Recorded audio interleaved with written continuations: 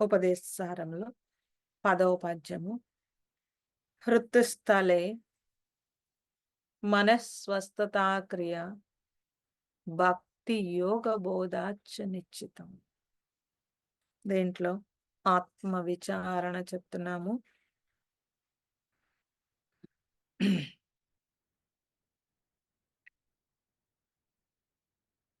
ఆత్మ విచారణ అంటే కొద్దిగా చెప్పాను, దాని నుంచే చెప్తాను మళ్ళీ.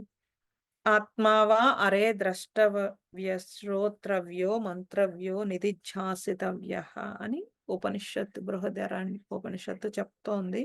అయితే జీవితంలో తప్పనిసరిగా ఆత్మస్వరూపాన్ని దర్శించి తీరాలి. దర్శించడం అంటే చూడటం కాదండి, దర్శించడం అంటే అనుభవించటము. కాబట్టి అయితే మరి ఎలాగా మనం దాన్ని దర్శించటం అంటే శ్రవణ మనన నిధిధ్యాసనం. ఏది శ్రవణం చేయాలి అంటే ఏదైనా ఒక పని చేస్తున్నప్పుడు దాని గురించి మీరు ఎలా అయితే అన్ని తెలుసుకుంటారో అలాగే దీన్ని కూడా తెలుసుకోవాలి. అంటే ఆత్మే నేనైనప్పుడు మళ్ళీ తెలుసుకునేదేమిటి అంటే ఏమో, అంటే మిగతా అన్నింటిని ఎలా అయితే మనం చూస్తున్నామో అలా కాకుండా నీ గురించి నువ్వు తెలుసుకోవడానికి ఎంతో కొంత సమయం ఇవ్వాలి. ఇవ్వాలి అనంటే ఫస్టు దేహారోగ్యం బావుండాలి, మనశ్శాంతిగా ఉండాలి. మీరు ఆత్మను గురించి తెలుసుకోవాలంటే 2 కావాలి. ఒకటి ఆరోగ్యం బావుండాలి, 2 మనశ్శాంతి కావాలి. ఈ 2 లేకపోతే కష్టం. ఎందుకంటే దేహ ఆరోగ్యం బాగోపోతే దృష్టంతా దేహం మీదకి వెళ్ళిపోతుంది. మనస్సు బాగోపోతే దృష్టంతా మనస్సు మీదకి వెళ్ళిపోతుంది. అప్పుడు మీరు ఆత్మ విచారణ అనేది చెయ్యలేరు. కాబట్టి ఈ రెండింటిని కాపాడుకుంటూ ఆత్మ విచారణ చేస్తే తప్పనిసరిగా ఆత్మ సాక్షాత్కారము అన్నారు. సాక్షాత్కారం అనంటే పైనుంచి వచ్చేది కాదు. సాక్షాత్కారం అంటే మీరు అనుభవించటం.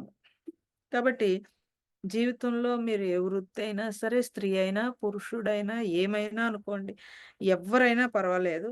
దాంతో సంబంధమే లేదు. ఏ కులంతో, డబ్బుతో, దేనితోటి సంబంధం లేదు. ఆత్మ విచారానికి దేనితోటి సంబంధం లేదు. నేను అనే భావన జీవితంలో మనకున్నప్పుడు ఆ నేనును తెలుసుకోవడానికి జర్నీ. అయితే నేను యొక్క తత్వము అంటే అది తెలియాలి. దాని గురించే ఇప్పుడంతా చెప్తున్నాను కాబట్టి మనస్సు, వాక్కుకి సంబంధించినంత వరకు మనస్సు, భావన ఇవన్నీ కూడా ఎక్కడి నుంచి వస్తున్నాయి? ఎక్కడి నుంచి మనము ఈ శక్తిని తీసుకుంటున్నాము? ఇవన్నీ కూడా తెలియాలి అనంటే ఆత్మ తెలియడం అనంటే మీ హృదయం దగ్గరికి వెళ్ళిపోవాలి.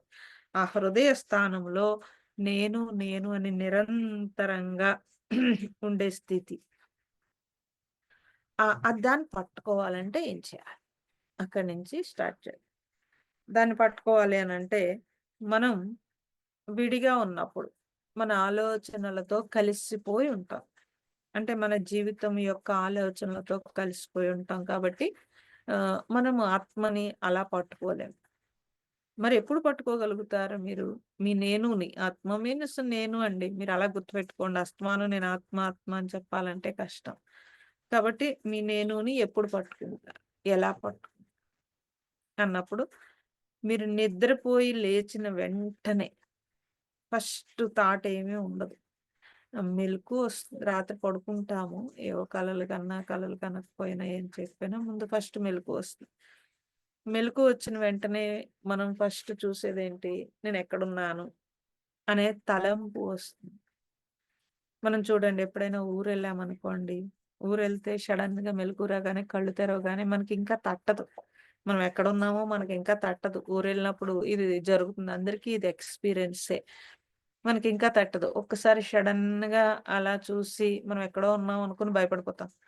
ఆ తర్వాత వెంటనే గుర్తుకొస్తుంది. ఓహ్! రాత్రి నేను ఊరొచ్చాను. లేతే నిన్న ఊరొచ్చాను. వచ్చిన తర్వాత ఇదంతా వరుసగా గుర్తుకొస్తుంది. మన ఇంట్లో ఉన్నప్పుడు మనకలా ఏమి అనిపించదు. ఒక్కొక్కసారి మన ఇంట్లో ఉన్నప్పుడు కూడా మనం ఎక్కడున్నామో మనకు తెలీదు. అలా నిద్ర లేవగానే ఈ ఎక్స్‌పీరియన్స్ అందరికీ ఉంటుంది. లేదు యాంత్రికంగా లెగిసిపోతాము. చాలా వరకు పనులు గుర్తుకొచ్చి మనం దూకేయడం అప్పుడు తెలీదు కానీ, మాక్సిమం ఊరెళ్ళినప్పుడైతే కనుక మనకే పని ఉండదు. కొంచెం లెగిసిన వెంటనే మనం ఊరొచ్చామన్నది ఉంటుంది లోపల. ఎక్కడికొచ్చామో ఒక కన్‌ఫ్యూజన్ ఉంటుంది. నిద్ర లేవగానే. ఈ 2 ఉంటాయి. కాబట్టి మనము నిద్ర లేసినప్పుడు వెంటనే పనిలోకి దూకేయకుండా ఒక క్షణం మనల్ని మనం అబ్జర్వ్ చేయటం అనేది ప్రాక్టీస్ చేయాలి. అది ప్రాక్టీస్ లేకుండా అవ్వదు. సో, అందుకే టైం ఉండాలి కొంచెం. అంటే మన పనికి, మన నిద్రకి మధ్యలో కొంచెం టైం ఉండాలి. అర్ధరాత్రి వరకు కూర్చొని ప్రొద్దుటే లేవకపోతే అందుకే బ్రహ్మ ముహూర్తంలో లేసేంత టైం మనకుందనుకోండి కొంచెం ఖాళీ ఉంటుంది. లేదనుకోండి ఈ ఉరుకులు, పరుగులు జాబ్‌కి వెళ్ళేదో, పిల్లలకో లేతే ఇవన్నీ రకరకాలన్నీ ఉన్నాయి కాబట్టి వాటి మీద ఆహ్, వెంటనే మనస్సు దూకేస్తుంది. మనమే చేయాలి. ఎవరు చేస్తారు? మనమే చేయాలి. ఏదైనా మనమే చేసుకోవాలి. కానీ నువ్వు కంగారు పడినా, కంగారు పడకపోయినా నువ్వే చెయ్యాలి. ఇంకొకళ్ళొచ్చి మన పనేం చేయరు. ఈ విషయం మనకి స్పష్టంగా ఉంటుంది.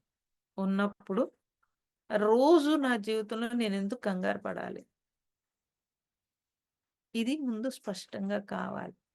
అంటే మరి నేనుని పట్టుకోవడానికి ఇవన్నీ ఎందుకండి అంటే, నువ్వు నీ నేను నుంచి జారిపోయి చాలా దూరం వచ్చేసావు. చాలా దూరం వచ్చేసావు. నా నేను ఎక్కడుందంటే నా పనుల్లో ఇరుక్కుంది. తాకట్టు పెట్టబడి ఉంది. ఏ ఏ దేనికి తాకట్టు పెట్టబడి ఉంది? శరీర ధ్యాసకి తాకట్టు పెట్టబడి ఉంది. అందుకు కష్టం. కాబట్టి మనము ఆ నిద్రలోకి వెళ్ళేటప్పుడు ఆఖరి అనుభవం పోనీ అప్పుడు గూడా పట్టుకోవచ్చు. అన్నీ డ్రాప్ చేసి నేను ప్రశాంతంగా పడుకుంటాను అన్నప్పుడు పడుకుని కూడా నేనెవరిని అని మనం అలా ఆలోచించగలిగితే సెల్ ఫోన్ చూసి, టీవీ చూసి అది కట్టేసి పడుకుంటే ఎవరు చెప్పలేరండోయ్.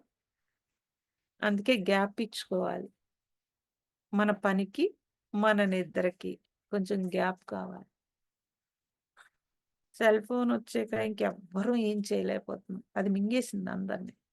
మామూలుగా మింగేయలేదు. చాలా స్పీడ్ మార్పులు కష్టం చాలా.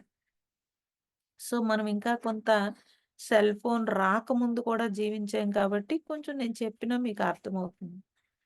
సెల్ ఫోన్ వచ్చిన తర్వాత పుట్టిన వాళ్ళకి ఇంకేం అర్థం అవ్వదు. ఎంత చెప్పినా చెవిలో జోరేగలాగా మనం ఏమి అర్థమవ్వదు. మీకే అంత అడిక్ట్ ఉంటే ఇంక మిగతా జనరేషన్‌కి ఎలా ఉంటుందండి? కాబట్టి అట్‌లీస్ట్ పోనీ ఆ సెల్ ఫోన్‌లో అయినా మనకి మనం ఆత్మ వైపు వెళ్ళే విషయం వింటూ పడుకుంటే అది వేరే విషయం. అది ఉండదు. కాబట్టి ఆఖరి అనుభవం అంటే పడుకునేటప్పుడు మీరు ఎంత ప్రశాంతంగా ఉన్నారో, లెగిసేటప్పుడు అంత స్పీడ్ లేకుండా ఉండగలుగుతారు. కావాలంటే ట్రై చేసి చూడండి. అంటే పడుకునేటప్పుడు మరి ప్రశాంతంగా ఉంటేనే కదండీ నిద్ర పడుతుంది అని అనకూడదు. అంటే మంచం ఎక్కడానికి ముందు కూడా మనం చాలా ప్రశాంతంగా, చాలా తీరుబడిగా మంచం మీద పడుకోగలగాలి. ఇది అనుభవం. అంతేకాని గబగబా అయిపోయింది. అమ్మాయి అక్కడ దులిపేసుకున్నా. ఇంకిప్పుడు పడుకోవాలి అన్నదానికి, నేను చాలా కూల్‌గా పడుకున్న దానికి చాలా తేడా ఉంది. ఆలోచనలతోటే పడుకుంటాము. కానీ జస్ట్ డ్రాప్. అందుకే పడుకునే ముందు మెడిటేషన్ చేసుకొని పడుకుంటే ఇంకొంచెం ఈజీ అవుతుంది మీకు. కొంచెం ఈజీ అవుతుంది. కాబట్టి అలా ఏదైనా ఒక సిస్టమ్‌లోకి మన లైఫ్ వెళ్ళాలి. వెళ్తే ఆ నేను అనేది ఆ హృదయ స్థానంలో చైతన్యము నుండి ఆవిర్భవిస్తోంది అని అది అదే పరబ్రహ్మని, అదే ఆత్మని మహాత్ములందరూ అనుభవంతో తెలియచేశారు కాబట్టి, మనం ఇప్పుడు పెద్ద వాళ్ళు తపస్సు చేసి వాళ్ళు దాన్ని కనుక్కొని ఎవరైనా సరే స్టార్టింగ్‌లో విపరీతం కష్టపడాల్సి ఉంటుందండి. దాని పైన నడిచేవాడికి కష్టమే ఉంటుంది. వాళ్ళు ఆల్రెడీ ఇదేంటి అనేది ఎంత రిసర్చ్ చేసుంటే మనకి ఎంత ఈజీగా అందించారంటారు. భగవాన్ రమణ మహర్షి ఎంత చేసుంటాడు అనిపిస్తుంది నాకు. అంత ఈజీగా మనకు అందించగలిగాడంటే 9 సంవత్సరాలు నిద్రాహారాలు మానేసి తపస్సు చేసినట్టే కదండీ అది. గుళ్ళో కూర్చున్నారంటే తెళ్ళు, జెర్లు కుట్టేస్తున్నా, పుళ్ళు పడిపోతున్నా, ఎక్కడ ఎటువంటి కంఫర్టు లేకుండా ఒక ఇసుకలో కూర్చుండిపోయాడని రాళ్ళ మధ్యలో ఇసుకలో. మళ్ళీ బయటకొస్తే చెట్టు కింద కూర్చునేవాడు. మళ్ళీ లేతే లోపల కూర్చునేవాడు. పిల్లలెవరో రాళ్ళొచ్చి కొట్టి డిస్టర్బ్ చేస్తే పైకెళ్ళాడు గానీ ఆయన. అంటే ఎందుకు? వాళ్ళలా కూర్చోవడం ఎందుకు? అనంటే అన్వేషణ. ఆ అన్వేషణలో కళ్ళు తెరిసి ఎటువంటి థాట్ ఎటువంటిది రాకుండా ఆ లోపలికి తపస్సు చేయడం అంటారు. మనకి అసలు ఈ జన్మలో 1 డే కూడా తపస్సు చేయలేమనిపిస్తుంది. ఎందుకంటే ఏది పక్కన పెట్టలేం. అసలేది పక్కన పెట్టలేం. నేను లేకపోతే ఇప్పుడు ఇదంతా మిస్ అయిపోతుందన్నంత గాబరాతో ఉంటాం మనం. మనం లేకపోతే ఇదంతా మిస్ అయిపోతుంది. నేను టెస్ట్ చేసుకుంటూ ఉంటాను. అందుకే దీక్ష ఈటిలతోటి ఎప్పుడో తలుపేసేసుకుంటాను. టెస్ట్ చేసుకుంటా. లేదంటే ఒక ఒరవడి అలవాటయిపోతుంది మనకి. ఈ ఒరవడిలో ఇంక అవన్నీ అలా వచ్చేస్తా ఉంటాయి. దీని తర్వాత, దీని తర్వాత, దీని తర్వాత అదలా వచ్చేస్తా ఉంటది. సో, కాబట్టి ప్రతి దానిలోనూ మనం విడుదలవ్వాలి. ఎలా? అంటే ప్రతి దానిలోనూ ఉన్న నా నేనుని పట్టుకొచ్చి నా దగ్గరికి తెచ్చుకోవాలి. ఇది అర్థం కూడా అవ్వదండోయ్! కొంచెం జాగ్రత్తగా వినాలి మీరు. దీని సబ్జెక్ట్ అయితే మాత్రం జాగ్రత్తగా వినాలి. ఇక్కడి నుంచి కొంచెం నాకు టఫ్ నాకు పేగులు తెగిపోతాయి. మీరు వినేటప్పుడు ఒక ముక్క ఎగిరిపోయినా, ఏం చేసినా పర్వాలేదులే అన్నట్టు మీరు తోసేసుకుంటా ఉంటారు. వీళ్ళకెలా అర్థమవుతుందా అన్న దాని మీద ఇక్కడికిక్కడే కృషి చేయాలి నేను. అంతేగాని ముందు కూడా కుదరదు. నాకు ఏ పనికి ఆ పనే కట్టబెట్టుకున్నాను. సో, ఇక్కడ కూర్చున్నాకనే మొదలుపెట్టాలి. కాబట్టి నేను అనేది హృదయ స్థానములో అహమహమితి భాతి అని ఘోషిస్తుంది. అది వినగలగాలి నువ్వు. సో, అది అర్థమవ్వాలి. అయితే మరి ఆత్మ, పరమాత్మ అన్నప్పుడు ఇప్పుడు మనకేమనుకుంటాం? నేను ఆత్మని, పరమాత్మ ఎక్కడో పైనున్నాడు. ఈ ఆత్మ ఎళ్లి ఆ పరమాత్మని కలుసుకోవాలి. ఇది లెక్క. అందరికీ ఇది లెక్క. ఎన్ని వెధవ పనులు చేసినా చచ్చిపోగానే డైరెక్ట్‌గా ఎళ్ళిపోతాను దేవుడి దగ్గరికి అని ఒక లెక్కుంది మనుషులకి. ఆ ధీమాతోటే కదండీ చక్కగా దర్జాగా ఈ లైఫ్‌ని ఎంజాయ్ చేసేసి తర్వాత పైకి పోదాం అనుకుంటున్నారు. దీన్ని ఎవడు తీయలేడండి. దీన్ని అజ్ఞానం అంటారు. దీన్ని అజ్ఞానం. ఇప్పుడు ఇక్కడ నువ్వు చెయ్యంది ఎప్పుడు ఎక్కడా చెయ్యలేవు అని భగవానే చెప్పేసాడు. కాబట్టి ఇప్పుడు ఇక్కడ నేనేం చేస్తున్నాను అన్నప్పుడు నేను అనేదేదైతే ఉందో దానిలో నా నేనుని నేను ఎలా పట్టుకోవాలి? అది కదా! ఇప్పుడు కావాల్సిన పాయింట్ అది మనకి. దానిలో భాగంగా మనం నేను అని ఏదైతే అనుకుంటున్నామో దాన్ని పట్టుకునేటప్పుడు వేరేగా మనం ఏమీ చేయాల్సిన అవసరం లేదు. మీకున్న మీరు మీకున్న టైంలో మీరు మీ సొంతంగా మీ నేను కోసం కొద్దిగా టైం ఇవ్వాలి. అదే ఇప్పుడు ఓంకారము మీకు పలికించినా లేతే ఏం చేసినా ఇవన్నీ మీ సొంత టైం కోసం. ఇప్పుడు మన సొంత టైము ఉట్టప్పుడు అంతగా రాదు. At least practice. కొంత పడుకునేటప్పుడు, కొంత లెగిసేటప్పుడు. దాన్ని మనం తీసుకున్నామనుకోండి. ఇవన్నీ మిగతావన్నీ జరుగుతా ఉంటాయి. కొంత గ్యాపు. అంటే పడుకోవడానికి, నా పనికి మధ్యలో గ్యాప్ కొంచెం ఇవ్వాలి. ఇప్పుడు నేను 10కి నిద్రపోవాలనుకోండి. 9కి మీరు అన్ని క్లోజ్ చేసేయాల్సిందే. ఓకే. ఆ లాస్ట్ మినిట్ మంచం వరకు కాకుండా కొంచెం క్లోజ్ చేసుకుంటే కొంత టైం గ్యాప్ వస్తుంది. లేదా లెగడంలో. పోనీ లెగడంలో. పోనీ రాత్రి అవ్వలేదండి. లెగడంలో కొంచెం గ్యాప్ ఇవ్వాలి. ఆ గ్యాప్ ఏంటి? అంటే నేను మంచం మించి దిగడానికి, లెగడానికి. లెగిసిన వెంటనే దూకేయకుండా కొంత గ్యాప్. ఇలా ఇస్తే కనుక మీరు కొంత టైము అంటే నేను ఇదంతా మీకు పర్సనల్‌గా చెప్తున్నాను. ఎందుకనంటే కొంత టెక్నిక్స్ ఇవన్నీ కూడా. అంటే కొంత మనం మన టైమ్‌ని మనం యుటిలైజ్ చేసుకునేవే ఇవన్నీ. కాబట్టి పరమాత్మ అంటే నాకు దూరంగా ఒక అనుభవం ఉంది. అది దగ్గరవుతుంది. భగవంతుడనేది దూరంగా ఒక ఎక్స్‌పీరియన్స్ ఇప్పటి వరకు మనకి. అప్పుడు మనకి దగ్గరగా ఉన్నట్టుంటాడు. ఆ నేను అనే అజ్ఞానిని అనే అనుభవం మనకు కలుగుతుంది కాబట్టి ఇది విడ్డూరం. దీనికి కారణం స్వరూపము తెలియకపోవడం. మీ స్వరూపం అంటే మెడిటేషన్‌లో అందుకే అన్ని సార్లు చెప్తాను. మైండ్‌లో ఎక్కువగా మీరు ఆ స్వరూపము అనేది రికార్డ్ అయిపోవాలి. మనకే రికార్డ్ అయిపోవాలి. నా స్వరూపము దగ్గరికి మనం ధ్యానం చేస్తున్నప్పుడు చెప్తున్నప్పుడే తెలిసింది కానీ, నా స్వరూపము అనేది మీరు వినే ఉండరసలు. ఈ మెడిటేషన్‌లో నా వాక్కులో మీకు మీ స్వరూప స్థితి, సద్రూప స్థితి, ఇవన్నీ చైతన్యము, ఇవన్నీ ఎందుకు చెప్తామనంటే, లోపల రికార్డ్ అయితే ఆటోమేటిక్‌గా మైండు దాని వైపుకి వెళ్ళిపోతుంది. వెళ్ళాలి అనే తాపత్రయం ఇదంతా కూడా. అయితే మెడిటేషన్‌లో ఇంక వేరే వేరే బోలెడు వర్డ్స్ చెప్పొచ్చు. కానీ ఫిక్స్ చేసి అవి దాటకుండా ఏదైనా మారుస్తానేమో కానీ అది ఫిక్స్ అయిపోయి ఉంటాయి. ఎందుకనంటే నా స్వరూపం ఏమిటి అని ఎప్పటికైనా మన లోపల నుంచి వస్తుందనే తాపత్రయం. నా స్వరూపం ఏంటి అసల? అని ఆ క్వెషన్ మార్క్ రావాలి. దానికోసం చెప్పడం. కాబట్టి నీ స్వరూపం అంటే అది ఆనందము, దుఃఖం కాదు. మరి దుఃఖమొస్తోంది. ఈ దుఃఖము శరీర ధ్యాస నుంచి వస్తుంది. స్వరూపం నుంచి రావట్లేదండి. మీరిది గుర్తుపెట్టుకోవాలి. ఈ దుఃఖం తగ్గినప్పుడు కూడా మీకొక ప్రశాంతతొచ్చింది కూడా ఆ స్వరూపంలో ఉన్నారు మీరు అందుకనొచ్చింది. ఈ దుఃఖం శరీర ధ్యాస నుంచి పుడుతోంది. ఆ శరీర ధ్యాస ఎక్కువగా ఉంటే దుఃఖం పుడుతుంది.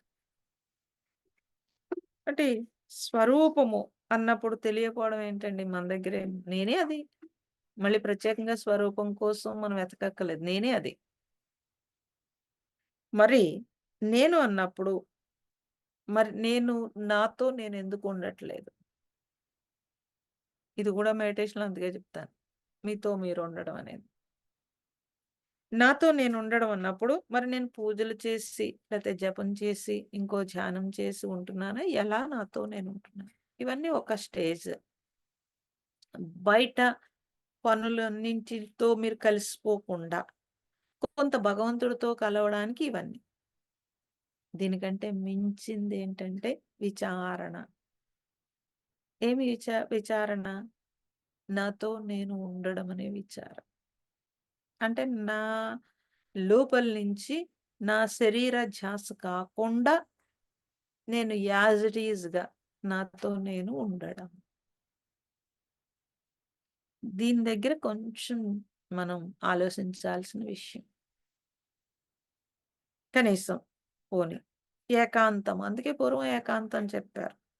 ఏకాంతం అంటే ఇంట్లో ఎవరు లేకపోతే ఏకాంతం అని మనం అనుకుంటున్నాం. అనుకుని ఎవరు లేరు. ఎవరు లేకపోతే ఏం చేస్తాం? ఏం పనుందా అని జాగ్రత్తగా ఎతుక్కొని వీళ్ళెవరు లేరు కాబట్టి ఇప్పుడు ఈ పని చేసేసుకుంటే హమ్మయ్య! అది వెతుక్కుంటున్నాం కానీ ఎవరు లేనప్పుడు నాతో నేను ఉండడం చేస్తామా ఏంటి? ఎవరు లేనప్పుడు పని కూడా లేదు. అప్పుడు వంట కూడా తగ్గించేసుకొని మనకు నచ్చిందేదో ఉంటే దాంతోటి అడ్జస్ట్ అయిపోయి అసలు ఖాళీగా ఉంచుకుంటే ఇంకో పని పెట్టుకోవడమో, లేతే పూర్తిగా ఖాళీగా ఉండడమో ఏదో చేస్తాం. అందుకని అలాంటి దుకాణాలు కాదు. ఎప్పుడూ నేను నాతో నేను ఉండడానికి ఎంతో కొంత సమయం, ఎంతో కొంత ఇచ్చుకోవాల్సి ఉంటుంది.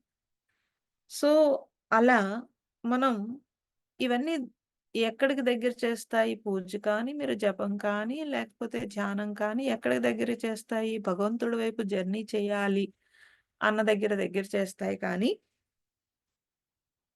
మనతో మనం ఉండడం అనేది యోగము. ఏ యోగము? సచ్చిదానంద స్వరూపము వైపు జర్నీ చేసే యోగం. మనతో మనం ఉండడం అనేది మిగతావన్నింటిని డ్రాప్ చేయటానికి అనే విషయం ఫస్ట్ గుర్తుపెట్టుకో. అంటే థాట్స్ కూడా. మీ థాట్సు, మీ పనులు, మీ శరీరానికి సంబంధించినవి ఇవన్నీ కూడా తీసేస్తే ఉన్నది మీరు.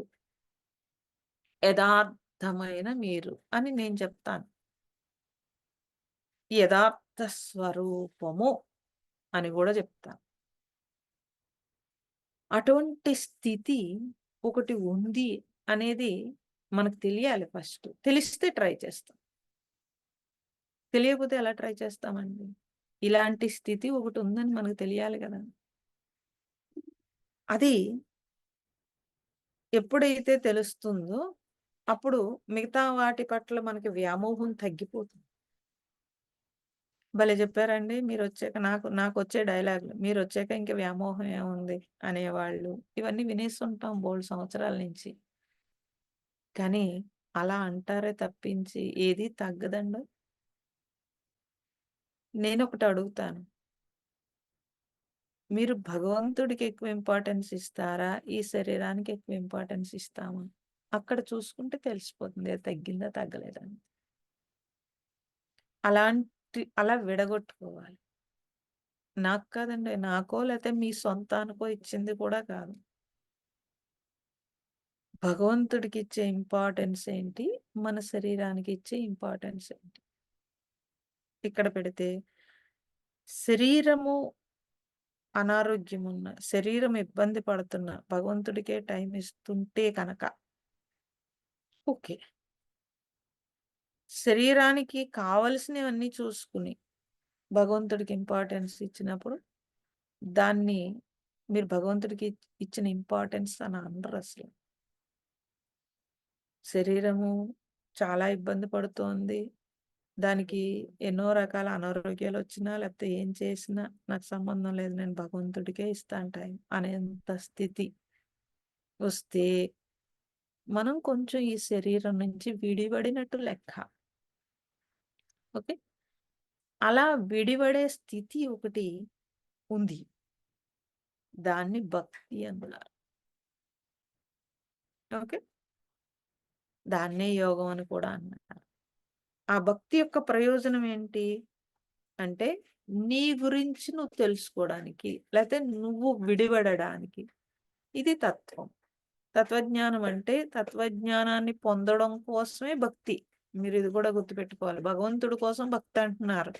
కాదు. మీకోసం మీకు భక్తి. అంటే మీరు అంటే ఆ ఒరిజినల్ నేను కదా! దానికోసం. మీకు అర్థమైందో లేదో నాకు అర్థం కావట్లేదు. నేను చెప్పుకుంటూ వెళ్ళిపోతున్నాను. ఓకే. కాబట్టి డీపు సబ్జెక్ట్ వచ్చేటప్పటికి కొంచెం కన్‌ఫ్యూజ్ ఒస్తుంది. అయినా సరే, మొత్తం పూర్తయ్యేటప్పటికి అర్థమవుతుంది అని అర్థమవ్వకపోతే మళ్ళీ చెప్పుకుంటా. తత్వమునందు నిష్ఠ అంటే, ఆ నేను దగ్గర నిష్ఠ. నేను అంటే నామరూపాల నేను, దాన్ని నడిపే నేను. ఇక్కడ ఇలా విడగొడుతున్నాను చూసుకోండి. నామరూపాల యొక్క నేను ఇది. దీన్ని నడిపే నేను ఒకటుంది. ఓకే. అక్కడికి చేరడానికి కదా ఇదంతా. ఈ తాపత్రయం అంతా అక్కడికి చేరడానికి. అప్పుడు మనం భక్తి చేసినా, లేకపోతే నిష్కామ కర్మ చేసినా, లేకపోతే ఏం చేస్తున్నా అదంతా అక్కడికి చేరడానికి అనే నాలెడ్జ్, అనే జ్ఞానం. నాలెడ్జ్ మీన్స్ జ్ఞానం ఉందనుకోండి. జర్నీ ఈజీ అయిపోతుంది. అది కాకపోతే కనుక చుట్టూ ఉన్నవాళ్ళందరూ పొగడ్తకి, చుట్టూ ఉన్న వాళ్ళందరికీ మనం పటాటోపాలకి, దీనికి అన్నప్పుడు జర్నీ వెనక్కి ముందుకు వెళ్ళదు. ముందుకు వెళ్ళినట్టు అనిపిస్తుంది. ఇప్పుడు మనం డబ్బులు బాగా సంపాదించామండి. మిగతా వాళ్ళ మీద బాగున్నాం. ముందుకు వెళ్ళినట్టు అనిపిస్తుంది. కానీ మనకంటే సంపాదించినోడు ఉంటాడు. అంతే మనకంటే ఆడు ముందుకెళ్ళినట్టా లెక్క? వాడికంటే టాటాలు, బిర్లాలు ఉంటారు. మరి వాడు ఇంకా ముందుకు వెళ్ళినట్టా? మరేంటి?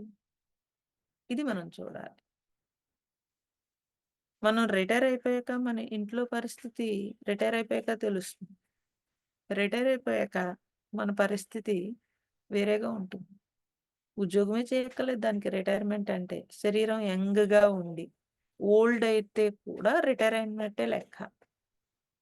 ఆ ఓల్డ్‌లో మన పరిస్థితి మనకిప్పుడు అర్థం కాదు. అప్పుడు అర్థమవుతుంది. అప్పుడు మళ్ళీ నేను దగ్గరికొద్దామనంటే మీ ఎక్స్‌పీరియన్స్‌లన్నీ ఆ నేనుని మింగేసుంటాయి. అది కుదరదు మళ్ళీ. చాలా యాతన. కాబట్టి భక్తిని చేసేటప్పుడు కూడా అది వ్యాపారం చేస్తారు కొంతమంది. ఎలా? అంటే ఇది చేస్తే నాకేంటి లాభం? ఒకవేళ భక్తి చేస్తే నాకేంటి గురువుల దగ్గర కూడా అలాగే ఉంటారు. ఈ గురువు గారి దగ్గరుంటే ఒక ప్రెస్టేజ్. మేము పలానా గురువు గారి దగ్గరున్నాం అని ప్రెస్టేజ్. లేతే ఈ గురువు గారి దగ్గరుంటే నేనెంత బాగా ముందుకు వెళ్ళాను అని. అంతేగాని ఒక గురు భక్తితో గురువు దగ్గర ఉండడు. కాలిక్యులేషన్ తోటే గురువు దగ్గరుంటాడు. ఇది స్పష్టం. ఇది స్పష్టం. మీకు టైం ఇవ్వకుండా ఉన్న ఆల్రెడీ కొంత టైము ఇచ్చి ఉన్నాం కదా! చాలులెండి ఇంక మీరు చేసుకోండి అంటే ఈ గురుభక్తి ఉంటుందా? రియాలిటీగా, ప్రాక్టికల్‌గా మాట్లాడుకుందాం. మాట్లాడుకుంటే తెలుస్తుంది. సో, కాబట్టి ఈ శరీరం రిటైర్ అయిపోతుంది. ఈ వాక్కు మాట్లాడదు అనుకుందాం. మనం ఎక్కడ నిలబడతామండి? ఎక్కడో కొద్దిమందుంటారు. అది కృతజ్ఞతతో ఉండే మనుషులుంటారు కొంతమంది. వాళ్ళకి ఇంకెప్పుడు కృతజ్ఞత ఉంటుంది. సో, ఆ కృతజ్ఞతతో వాళ్ళ ఫీల్ ఎప్పుడు బలంగా ఉంటుంది. అటువంటి వాళ్ళే ఉంటారు. అందులో మనం ఉంటాం అనుకుంటాం. కానీ ఆ టైంకి మన మానసిక పరిస్థితి మనకే తెలీదు. కాబట్టి ఏది చేస్తున్నా దాని పట్ల ఒక క్లారిటీ ఏంటంటే, ఇది నేనెందుకు చేస్తున్నాను అనే ఒక క్లారిటీ కావాలి. భక్తి చేసినా, మీరు ధ్యానం చేసినా, లేకపోతే సాధన చేసినా, జ్ఞానమైనా ఏదైనా సరే దాని పట్ల ఒక క్లారిటీ. అప్పుడు భక్తిని పెట్టుబడిగా చేసుకోము. అది వ్యాపారము అవ్వదు. అలాంటి వ్యాపార ధోరణి ఉండకూడదు. కాబట్టి దీన్ని గౌణ భక్తి అంటారు. వ్యాపార ధోరణితో ఉండే భక్తిని గౌణ భక్తి అంటారు. అది స్వరూప ప్రాప్తికి కుదరదు. అటువైపు సహకరించదు. పైగా ఆటంకం కూడా వస్తుంది. భక్తిలో గొప్పొచ్చేస్తుంది. ఆ గొప్పలో పలానా, పలానా వచ్చేస్తుంది. ఇది పెద్ద ప్రాబ్లమ్. కాబట్టి తెలియాల్సిన విషయం ఏంటంటే, సంసారం అనేది బయట కాదు లోపల కూడా ఉంది. మీరిది గుర్తుపెట్టుకోవాలి. మన లోపలుంది సంసారం. బయట ఉన్నదేంటి? వస్తువులు, మనుషులు, ఇల్లు, వ్యవహారాలు ఇవన్నీ ఉంటాయి. సంసారం ఎక్కడుంది? లోపల ఉంది. కామము, లోభము, అసూయలు దాని నుంచి పుట్టేవి కదా! అసూయలు ఇవన్నీ, వ్యంగ్యాలు ఇవన్నీ దాని నుంచి పుట్టేవి. శరీర ఛాస. సో, నేను అంటే పూర్తిగా అజ్ఞానము. ఇవన్నీ కూడా మన లోపల ఉన్నాయి. ఈ లోపల ఉన్న దాంతోటి బయట ఉన్నది మిక్స్ చేసుకొని మన జీవితం. అలా ఉండేది. అరే! క్లారిటీ భగవానుది ఈ సబ్జెక్ట్ కానీ, లేకపోతే ఆ పద్యం కానీ ఏదైనా తీసుకున్నప్పుడు ఆ క్లారిటీ వచ్చినప్పుడు, చిన్న క్లారిటీ వచ్చినా నేను అరుణాచలం పరిగెట్టేసేదాన్ని. అంటే అక్కడే ఉన్నాడు భగవాన్ కాబట్టి ఎళ్లి అక్కడ దర్శనం చేసుకోవాలనిపించేది. అలా ఉండేది. ఎదురుగుండా ఎవరైనా సత్సంగం చెప్పినప్పుడు ఒక ముక్క ఏదన్నా మనకి క్లారిటీ వస్తే వెళ్లి వాళ్ళ కాళ్ళు పట్టేసుకునేది. So, no doubt. ఇంక డౌటే ఉండేది కాదసల. క్లారిటీ వస్తే. క్లారిటీ రాకపోతే కనుక దాని గురించి అన్వేషణ. అంతే ఈ రెండే ఉండేవి. కాబట్టి ఎవరైతే మన లోపల సంసారము ఈ ఈ క్వాలిటీస్‌తో ఉంటుంది. దీన్ని సంసారం అంటారు అని మీకు వివరిస్తున్నాను. ఎందుకు? ఆ సంసారాన్ని దాన్ని సముద్రంతో పోల్చారు అందుకే. అదెక్కడ ఆగదు. కాబట్టి దాన్ని నేను ఇంకొంచెం పెంచకూడదు. దాన్ని తగ్గించే ప్రయత్నం చేయగలగాలి. అంటే సంసారము ఒక ఆసక్తి. అది కాలిక్యులేషన్. అది లాభాలు, సంసారంలో పొందే లాభాలు అల్పాలు, క్షణికాలు. వాటి వెంట పరుగులు తీయడమే మంచిది కాదు. అయినా మనం అటే జర్నీ చేస్తాం. ఎందుకు అనంటే మూలం చూస్తే అజ్ఞానము, బయటికి చూస్తే లోభం. ఈ రెండింటి వల్ల. మూలానికి వెళ్తే అది అజ్ఞానమే అంటారు దాన్ని. బయటికి చూస్తే కాలిక్యులేషన్ బుద్ధి. కాబట్టి అందుకని ఈ కాలిక్యులేషన్ బుద్ధి అనేది అంత ఈజీగా ఏం తొలగిపోదు. దాన్ని తొలగించుకోవడానికి రెండే 2 మార్గాలున్నాయి. చెప్పమంటారా? వద్దంటారా? చెప్తే చేస్తామంటే చెప్తారు. బాగా హరికథ విన్నట్టు వినేస్తే అవన్నీ పక్కకెళ్ళిపోతాయి. దాన్ని తొలగించుకోవడానికి 2 మార్గాలు. ఒకటి మన దగ్గరున్నది ఇతరులకి పంచిపెట్టిస్తూ ఉండడం. రెండవది ఈ రక్తం, ఈ శరీరం, ఈ కొవ్వు అంతా కూడా ఇతరుల కోసం శ్రమ పడటం. ఈ రెండే ఉన్నాయి. ఈ రెండింటి ద్వారానే సంసారం వదులుతుంది. ఇంకో దాంతో అసలు వదలనే వదలదు. మరి ఈ పుస్తకాలు లేతే మీ మాటలు లేకపోతే ఇవన్నీ కూడా ఈ రెండింటి దగ్గరికి రావడానికే. అవి రావు. జనాల దగ్గర చూసి నేనిలా నీరు గారిపోతా ఉంటాను. ఎన్నాళ్ళు చెప్తామండి బాబు! ఎన్నాళ్ళు చెప్పినా ఇది రావట్లేదనిపిస్తుంది. అంటే ఇంత బలమైన వాసన. అదేమో అంత ఈజీగా తొలగదు. పూర్వం అందుకే ఆ గురువు దగ్గర అలా అన్నీ వదిలేసుకొని ఉండిపోయి వాళ్ళు వదిలించుకునేవారు. మిగతావన్నీ వదిలేసుకొని ఉండిపోయి అలాగా అంటే సరెండర్ అంటారు. మైండ్‌ని గురువుకి సరెండర్ చేసేసేవారు. ఇప్పటికి కూడా హిమాలయాల్లో అలాగే చేసేస్తారు. మీరిప్పుడు అఘోరీలని వాళ్ళని ఇందులో చూస్తూ ఉంటారు టీవీలో. వాళ్ళందరూ సరెండర్ మనుషులు. అంత కష్టం ఎందుకండి లేపోతే? హాయిగా సుఖపడటం వాళ్ళకి చేత కాదా ఏంటి? కదా! దేని మీద బెండవ్వరు అసల. ఆ శరీరాన్ని విపరీతంగా కష్టపెట్టేస్తా ఉంటారు. మనకేమనిపిస్తుందంటే అలా ఉండాలేంటి ఇంచక మనకిలా సూటు బూటుతోటి బ్రహ్మాండంగా ఉండొచ్చు కదా అనిపిస్తూ ఉంటుంది. మన తింగరతనం ఇలాగే ఉంటుంది. మన తింగరతనం ఏంటంటే నేనేం చేశానో అదే కరెక్ట్. ఇది మన తింగరతనం. అంతేగాని అవతలివాడు అలా ఎందుకు చేస్తున్నాడు అంటే దానికి ఏదో ఉండుంటుంది గదా! అని ఆలోచించేంత టైం కానీ, అంత అంత ఆలోచించమండి. ఇంటి మీద ఇల్లేసుకోవడానికో, లేతే ఇంకోటేదో చేయడానికో, లేతే ఇంకోటేదో చేయడానికో, లేతే పిల్లలకేదో దాసివ్వడానికో, దీని మీద బోలెడు పెట్టేసున్నాం మనం. దీని మీద పెట్టేసింది వెనక్కొస్తుందా ఏంటి? వెనక్కి రాదు. ఆ పిల్లలొచ్చి అంటున్నా, ఏం చేసినా ఇంకో రూపాయి వాళ్ళకే ఇవ్వడానికి, వాళ్ళకే ఖర్చు పెట్టడానికి. వాళ్ళకివ్వడం మీన్స్ వాళ్ళకి ఖర్చు పెట్టడానికి వెనకాడట్లేదుగా అసలు. కొద్దిగా కూడా వెనకాడం.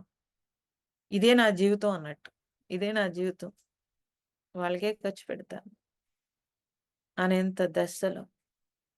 సో, ఇవన్నీ విన్నవన్నీ కూడా ఎక్కడికి తీసుకురావాలి అనంటే, నీలో ఉండే ఆ లోభాన్ని తగ్గించాలి. ఆ కామాన్ని తగ్గించగలగాలి. ఆ తగ్గించటానికి ఇవన్నీ మార్గాలు. అసలు భగవంతుడు ఉన్నాడు. అసలు ఈ జర్నీ ఇదొకటే కాదు. లేతే భగవంతుడికి చేరుకోవాలి అనడానికి మార్గము భక్తి. ఇలా దేన్ని తీసుకున్నా మీరు టోటల్‌గా మన మార్పు కోసమే కదండీ! ఇదంతా. చేసేదంతా మన మార్పు కోసమే కదా! ఆ మార్పు ఎవరికి వాళ్ళదే. ఎవరి గురించో మనకనవసరం. మన జర్నీలో మనం మారుతున్నామా లేదా? ఇంతే ఉండాలి. కాబట్టి ఈ అల్పము అంటే ఈ సంసారంలో పొందే లాభాలన్నీ అల్పము. అవన్నీ ఎలాగో వదిలేస్తాం మనం. ఈ రాత్రి పడుకున్నప్పుడు పగలంతా వదిలేయట్లేదేంటండి మీరు? అలా వదిలేస్తున్నాం కాబట్టి వాటి వెంట పరుగులు తీయడానికి ఎందుకింత తాపత్రయం? మరి నేను యొక్క మూల తత్వాన్ని చేరుకోవడమే నిజమైన భక్తి అంటున్నారు. భక్తిలో గౌణ భక్తి, సంసార భక్తి, ఆసక్తి భక్తి లేకపోతే మూల భక్తి. ఇంతమంది భక్తులున్నారు. మనం ఏ భక్తిలోకొస్తామో చూసేసుకోవాలి మనమే. ఇవన్నీ ఎందుకు చెప్తున్నామండి? ఎవరి గురించో చెప్తున్నామా ఏంటి? మళ్ళీ నేను దగ్గరికే వస్తాం. మనకే భక్తి ఉంది? ఏ భక్తి అయితే మనం ముందుకు వెళ్తాము. నేను భక్తురాలిని లేతే భక్తుడిని అని మీరు ఏదన్నా లోపల ఏమన్నా పిసరంత అనిపిస్తే ఏ భక్తిలో ఉన్నాం. ఇది. లేదండి మేము ప్రయాణం చేస్తున్నామనంటే మూల భక్తికి పోవాలి. ఆ మూలం వైపు జర్నీ చేయడానికి మన జర్నీ అంతా కూడా ట్రై చేయటమే. కాబట్టి మరి ఆ నేను అన్నప్పుడు దాని దగ్గరికి వెళ్ళడానికి ఒకవేళ మనం ఏదన్నా ఒక శ్రవణం అంటే దాని గురించి తెలుసుకుంటున్నాం. తెలుసుకున్నప్పుడు మనం ఏం చేస్తాం? బోలెడు గ్రంథాలు చదువుతాం. ఏదైనా వెళ్ళడానికి లేతే ఏదైనా మార్గం సాధన చేయడానికి అన్నింటికి ఫస్ట్ గ్రంథాలు లేతే ఇప్పుడు గ్రంథాలు ఎక్కడున్నాయండి? సెల్ ఫోన్‌లో వినడాలు చేస్తారు. చేస్తున్నప్పుడు సెల్ ఫోన్‌లో వింటున్నారనుకుందాం పోనీ. గురువులు పుస్తకాలైనా అంతే. పుస్తకాలైనా ఎవడు ఎక్కడున్నాడో అక్కడ రాస్తారు. చెప్పినవాడు కూడా ఎవడెక్కడున్నాడో అక్కడే చెప్తాడు. అప్పుడు మనం నేను దగ్గరికి వెళ్ళాలని ఇప్పుడు నేను చెప్తున్నాను గాబట్టి మీరు వింటున్నారు. లేదు అంటే కనుక ఒకళ్ళు ఒక భక్తి చెప్పారు. అది సంసార భక్తి చెప్పారు. ఇది చేస్తే ఇది కలిసొస్తుంది. ఇది చేస్తే ఇది కలిసొస్తుందని. అదే భక్తనుకుంటాం. ఇంకొకటి గౌణ భక్తి.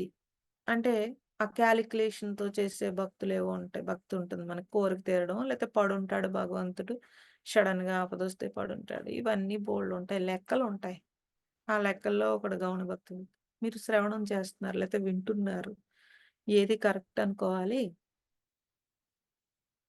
లేదా మూలం దగ్గరికి వెళ్ళాలంటే చూడండి. మూలం దగ్గరికి వెళ్ళాలంటే ఇన్ని సంవత్సరాల నుంచి మీకు స్లోగా ముందు మీ కర్మ, లేతే మీ మనస్సు, లేకపోతే మీరు, లేతే మీ పనులు ఇన్ని చెప్పి, చెప్పి, చెప్పి, చెప్పి ఇప్పటికి నేను దగ్గరికి తీసుకొచ్చా.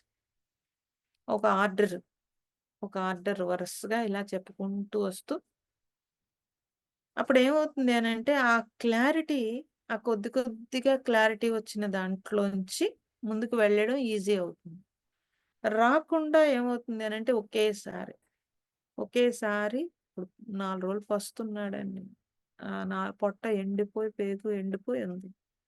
వాడికి ఒకేసారి పాపం పస్తున్నాడు కదా! అని ఇంత మషాలాతోటి బిర్యానీయో, ఇంత కూరలో, ఇన్ని రకాల ఏదో ఏదో మామూలు పురాణం విన్నట్టు వింటున్నారు అనిపించిందనుకోండి. ఇంక అక్కడితో అయిపోయింది. నాకు ఆ లైను పోతుంది. నాకు అన్నీ పోతాయి మొత్తం. ఓకే. మంచిది ఇక్కడి వరకే చెప్పుకుందాము. ఎందుకంటే అది ఇంక ఎళ్ళిపోతుంది. రాదు. పద్యం చెప్పండమ్మా. హృత్స్థలే మనస్వస్థతా క్రియ భక్తి యోగ బోధాచ్చ నిశ్చితం.